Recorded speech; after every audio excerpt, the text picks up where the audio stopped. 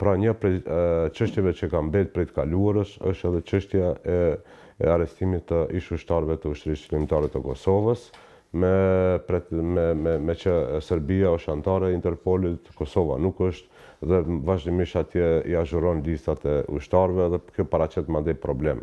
Dhe këtë problem pra 20 vite nuk e ka zgjedh pushtetet e kaluara, po partitë e kaluara shqiptare, tash mund të them ekskluzive për ju, do të them për herë të parë që kemi rrot dakord në qeveri, kemi marrëveshje politike që kjo të zgjidhet në mënyrë sistemore me modelin kroat, sloven dhe modelet europiane, dhe kjo dehet, domethënë, dhe kjo së shpejti, po shohim vetëm cilin model ta aplikojmë, dhe kjo dehet zgjidhje sistemore dhe ligjore dhe përhershme, domethënë për ushtarët që të lëvizin lirshëm në Maqedoni, siç lëvizin pra në vendet e Evropës. Domethënë kemi marrëveshje politike, këto ditë duhet ta bëjmë zgjidhjen, domethënë në kuadër të Ministrisë së Punëve të Brendshme apo në kuadër të qeverisë, siç e ka zgjedh Kroacia, Slovenia, dhe ne kemi marrëveshje politike, vleni në kuadër të kësaj qeverie, po e përmbyll këtë çështje në mënyrë sistemore që ushtarët të lëvizin lirshëm në Maqedoni, siç lëvizin pra gjithandej në Evropë. Parë, ku me marrëveshje konkrete në këto fusha, besoj ndër të para do realizohet one stop shop në kufit Bllasi si Azhinc, që do jetë modeli i parë në Republikën e Maqedonisë me një shtet që do aplikohet ky sistem që është identik me Kosovë, Shqipëri, që dukshëm dhe lëviz pra qarkullimin e njerëzve, mallrave. Mendoj që deri në fund këtij muaji apo fillim prillit do lëshohet në përdorim, për shkak se gjitha procedurat, investimet teknike, përputhjet e softvereve, domethënë janë kry, mbetet domethënë vetëm për ta rumbullaksu.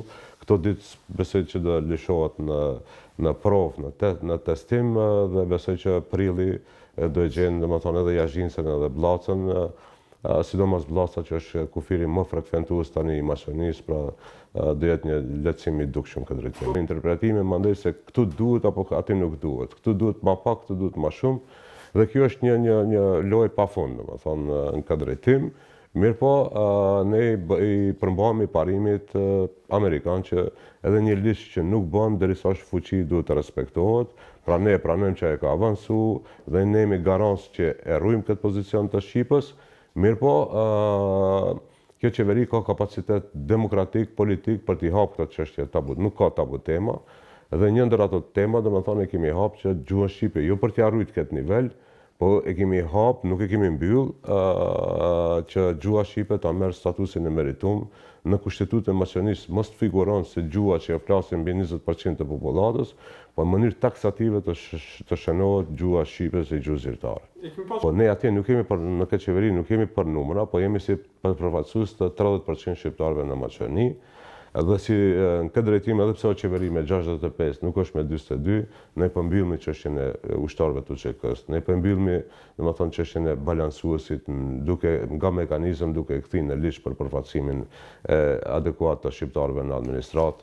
Ne po e kemi guximin, argumentimin edhe që të arrujmë dhe të avancojmë gjuhën shqipe, edhe shumë çështje tjera, dhe sa i përket avancimit nga 3 pozitat kyçe në shtet, kryetarin e Parlamentit shqiptar, domethënë e kemi edhe tash afrim, zoti Afrim Gashin. Këto janë 3 pozita kyçe, një ndër to, pra kryeministri, kryetari i shtetit, kryetari i Parlamentit është shqiptar, në qeveri ka 6 ministra shqiptar, ka paq zamës ministra.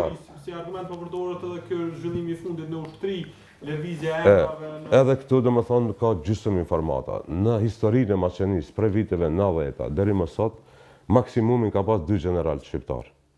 Domethënë hera e parë në historinë e Maqedonisë së Veriut ka 3 general shqiptar, i treti që emëru këto ditë.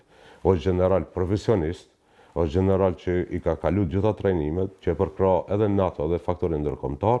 Mendoj se këto duhet mi pa në kontekst më të gjerë, domethënë nuk mund t'i shohim vetëm si çështje të izolume, po çfarë do rrethone, çfarë do momentit, ne duhet të shfrytëzojmë për pozicionim më të mirë dhe për zgjedhje më të mira, domethënë në interes të Kosovës, në interes të shqiptarëve.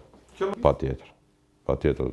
Çdo gjë tjetër, domethënë nuk do jetë çështje që prodhon stabilitet dhe perspektivë për Ballkanin.